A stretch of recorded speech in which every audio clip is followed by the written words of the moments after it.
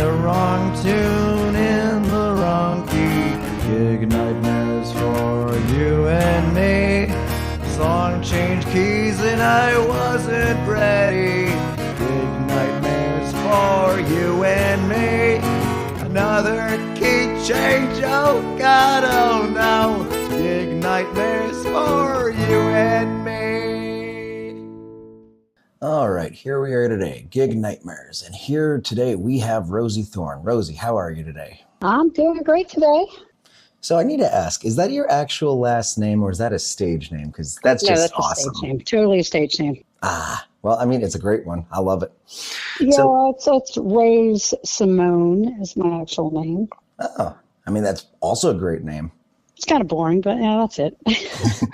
Well, I'm excited to be talking to you today because, you're another person that was actually requested now as a guest on the podcast. Gianna from 80s Revolution was, when we were doing one of the 70s versus 80s shows, she was saying, I bet Rosie has some stories. She seems like she's tough. And it's like, I honestly, I don't feel like you and I have really had all that many conversations when we were doing the 70s versus 80s shows. So, I'm excited to hear what stories you have from your, years of experience. How long, when did you start doing this? It's an interesting story. My dad, I'm adopted from birth. And when I was 23, I went and looked for my birth family and found my mother, and they didn't get married. And I went and found my father. And my father was a musician, singer, like his whole life, since his early 20s, and still doing music when I found him. And he kind of sucked me into his group.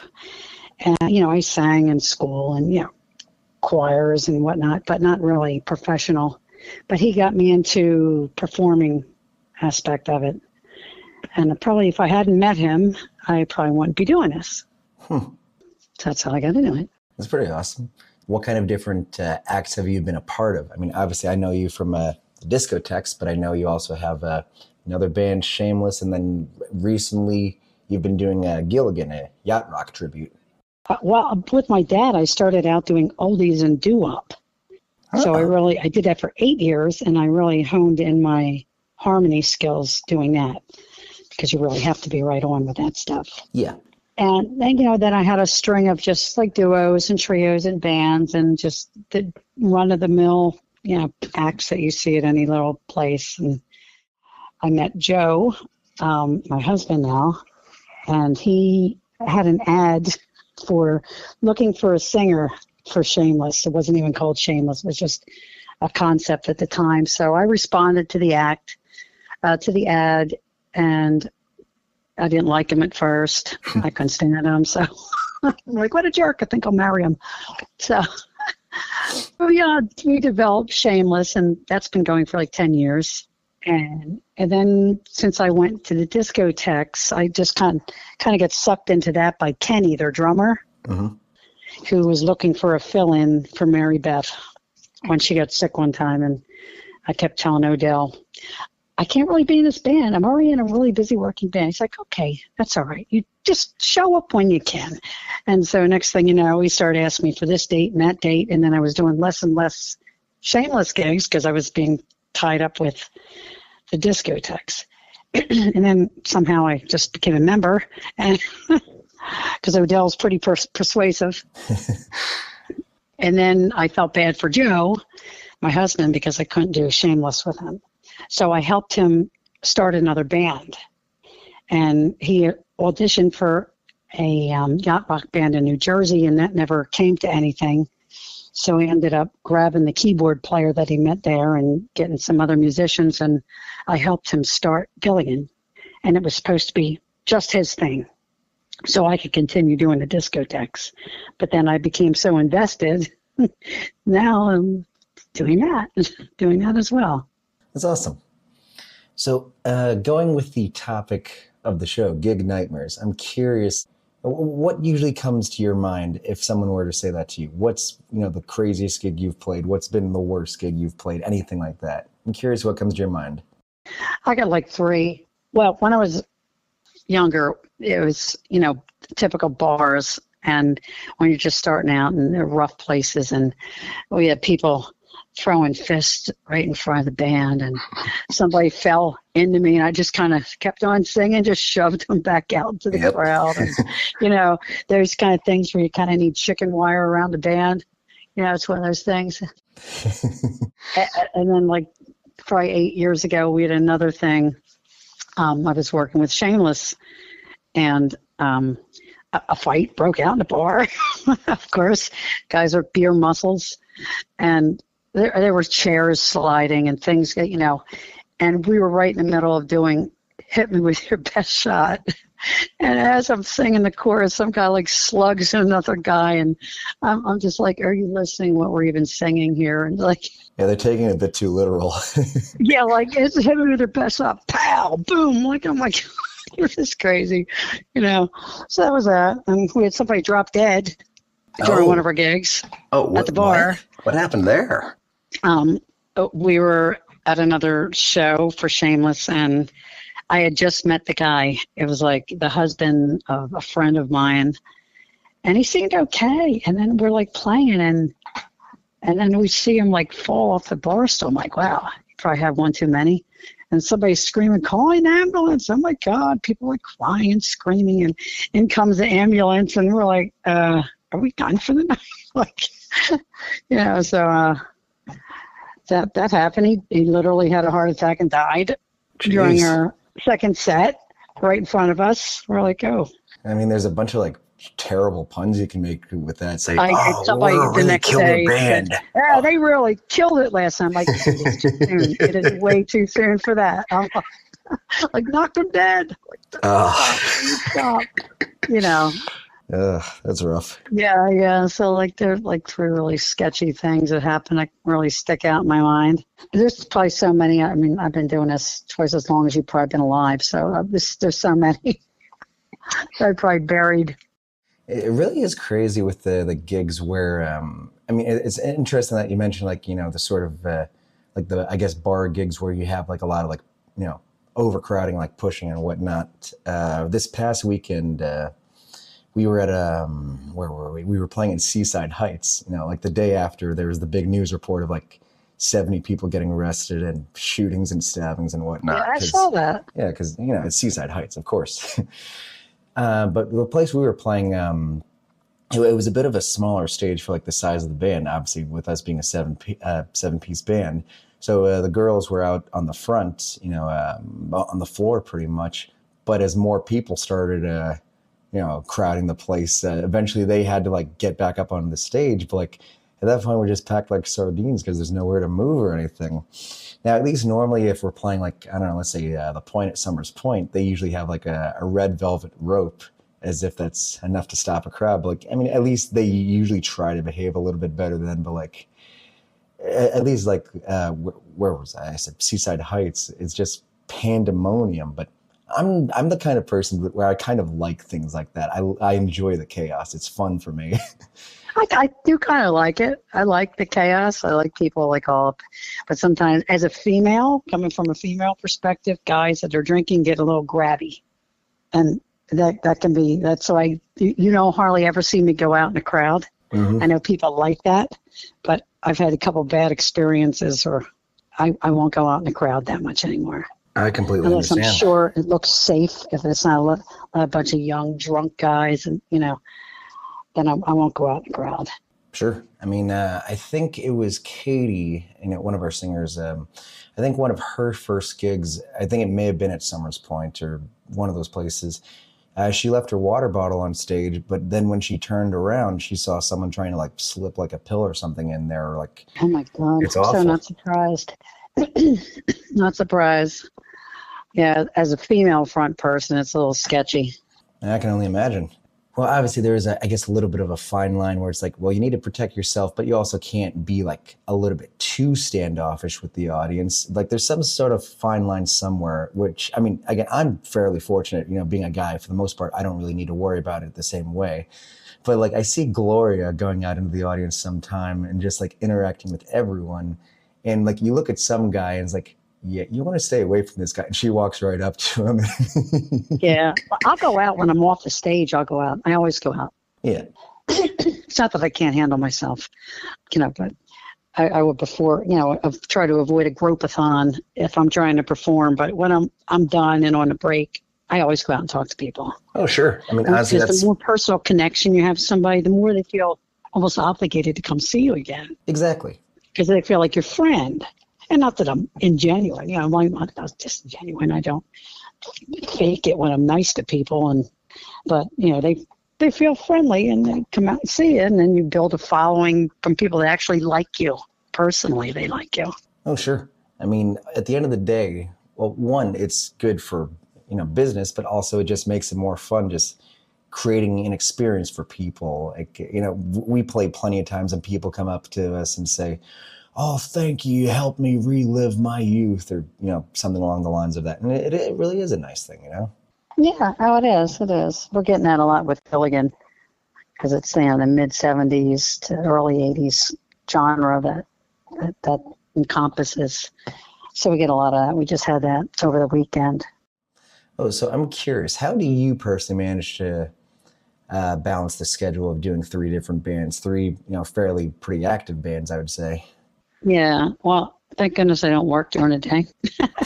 I don't have a day job, so I stay home. So I can kind of manage things. I manage both of those bands, and then I can pretty much say when we work, when we don't work, because if Joe and I have something planned or something like that, I could just mark it out, blackout date. We're not working that day. If I want to take a vacation, I could call it.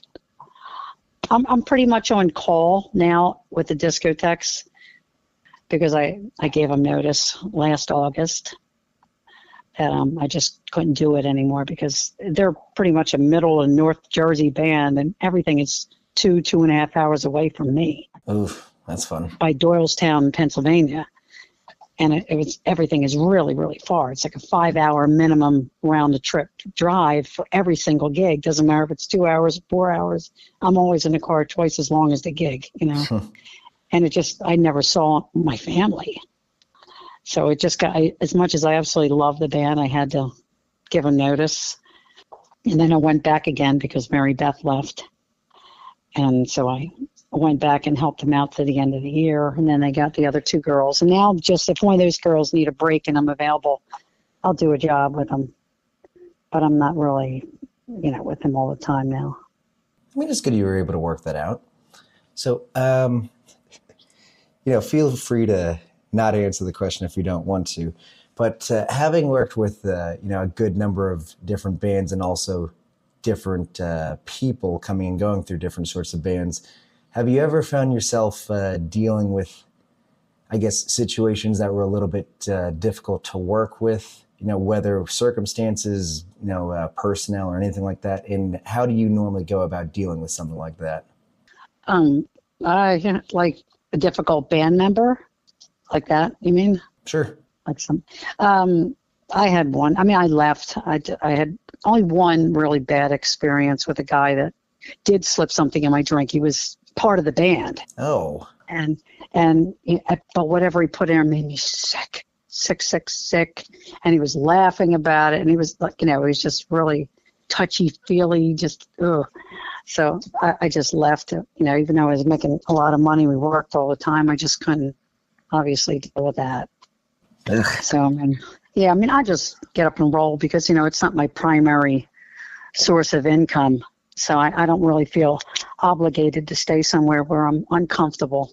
But the fact that your own band member would do that, that's very disappointing. Yeah, it was only a trio. So, I had nowhere to hide. It was me and those 2 guys. And, yeah, I was, in the bathroom throwing up, whatever. And he was laughing about it. I'm like, I have no idea what he put in it, but I was so sick. I finished the set and I ran into the bathroom. And then I got up and did the next set, sick as a dog. But, the show must go on. But that was really the only thing that stands out, that guy. Props to you for, still just powering through it and getting the, not just finishing the show right then and there.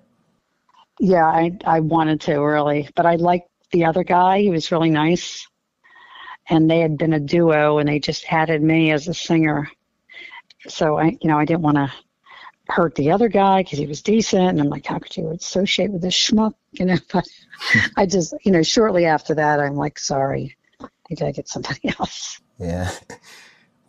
But I mean, I think even just like small things like that, like maybe some people don't really, I guess, acknowledge the magnitude of it, but like really just the commitment to like getting it done no matter what happens. Like that's something I've always admired in just like any great musician, where there's just like how many different countless examples, but like even like in our own band, Chelsea recently got in a car accident.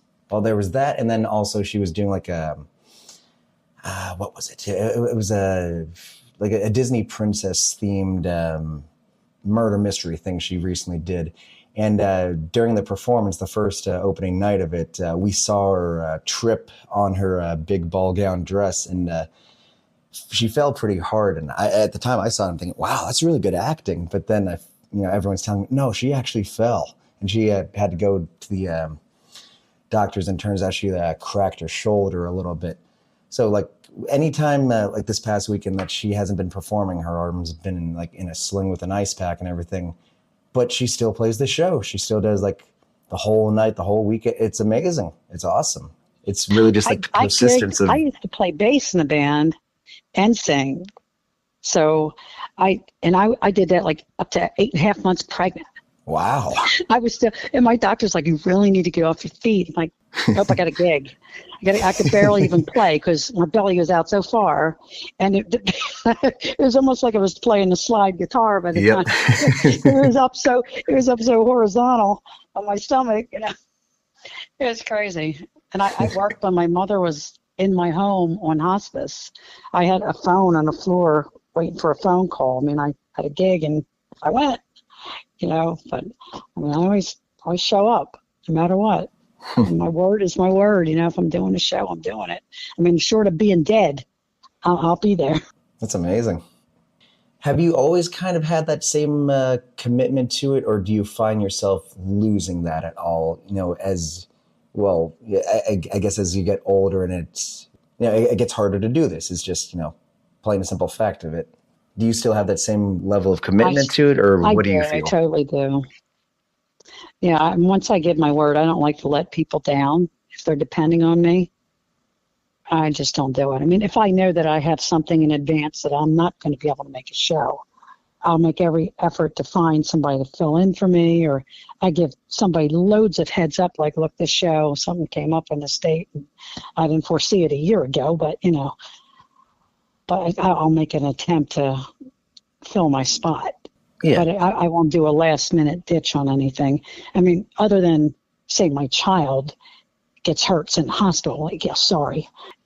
Something tragic, then obviously won't be able to do a show.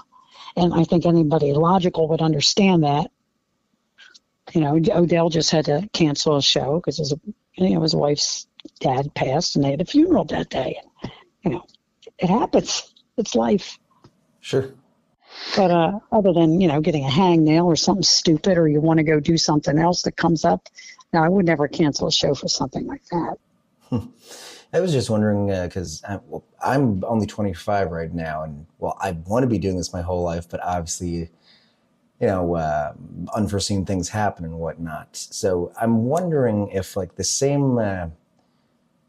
let me think. I think I started actually playing in bands maybe 8 years ago or so when I was 17, and I would always just be looking forward to every gig, no matter how small. If I was just playing an open mic night or whatever with my crappy high school band, it was just all I looked forward to, and it would be the most exciting thing of my week, of my month, of whatever. I just loved it so much, and I still have that same level of enthusiasm and excitement. And I'm just, I hope I have that my whole life, but obviously... You will. You'll always have it. You'll always get that bug. Once you get a performance bug, you'll always have it. And if you're physically able to do it, you're going to do it. You'll always, I got 30 years on you. You will always be able to do it. Always. You're young. You're not married. No kids yet. Once your life changes, you may have, out of necessity, you might have to back burner your musical career for a little bit. For a little bit. I mean, I did. I stopped for a few years when my kids were little, really little, diapers. You know, you just have to. But other than that, once they get independent and moving around and, you know, out of diapers, you're back out there again. Sure. I mean, just expect that. You know, you get married, you have kids, things change for guys and girls. And honestly, I really do believe that because before I joined 80s Revolution, I was playing in a band. I'm originally from Northeast Pennsylvania. I was playing in a band back home called Living the Dream. And the singer of that band, around the time I knew him, he got diagnosed with stage 4 cancer and had a bunch of different like health issues that came as a result of that. He had to have his leg amputated. He had to have brain surgery at some point, just all these different things. Wow. Yet he just kept, for as long as he physically could, he kept performing. And we would do whatever we could to like help him however we could. You know, sometimes he would need to like sit on a stool. Sometimes he would have a prosthetic leg. But he loved doing it so much, and he loved getting to do it with us. So he just kept going. And it was honestly just amazing and inspiring. That's just a way of him staying grounded and normal, like having some normalcy in his life amidst the chaos. Sure. You know, it's familiar, it's comforting. Music is that for everybody that does it, pretty much. It's something that drives them. It's their passion. It's more than a hobby. Like people say it's a hobby. It's like, it defines you. It really does. Like you are a singer, guitarist, that'd probably be one of the first things that comes out of your mouth, because that's who you are. Absolutely. That's what it is for most people. Like, you know, like I say, so what do you do? That's going to be what the first thing that comes out of your mouth. You might have a million other hobbies, but that's your passion. Your passion's something different. That's a lifelong thing that stays with you the rest of your life. Your passion, your hobbies could change. Find another hobby, go here, go there, do whatever, but you'll always have music. Now, where you are in the world, you always have it. That's how it is for me. I'm just sitting here smiling. I just love that absolutely positive attitude about that. I love that. Yeah, it defines a person, you know. All right. Well, before we wrap things up, is there anything else, any other stories you wanted to tell, or anything you want to be promoting? Any upcoming gigs? Anything? Well, Gilligan just got a Atlantis Theater gig. Oh, that's awesome. We just got our first theater gig. Yeah, we've been around for just exactly a year, so. That's a beautiful theater. Yeah, we've never been. September 5th is our first theater show, so we're excited. They reached out to us, so yay. Yay, Gilligan. That's awesome. Well, I don't know exactly when I have a few episodes recorded, so I'm not sure when this one's going to be coming out, but I'll make sure it comes out so it can promote that gig, because, I mean, obviously that's an awesome thing for you guys. Yeah, it really is. It's like a breakthrough thing, because you get tired of playing little places and, because you're a show band. I mean, it is really a show band. Yeah. So you feel like you're spinning your wheels and finally somebody recognizes it. You're like, hey, yay, You're lucky you've been in a successful band, for a while now. And sometimes you take it for granted when you have so much success, but people are just trying to get to that level, or like ecstatic when they get to something like that. Sure. Well, Rosie, it's been an absolute pleasure getting to chat with you, hearing some of your stories, and also just, this podcast is so much fun. It's just so much fun to do. Well, it's good that you do it. People have a lot to say, and sometimes nobody listens, so it's good. Yep. All right. Well, this has been Gig Nightmares. We hope you enjoyed this week's episode of Gig Nightmares. Gig Nightmares is an independently produced podcast made possible by the support of listeners like you. If you enjoyed this week's episode, we would appreciate if you left a rating and a review for us. Gig Nightmares.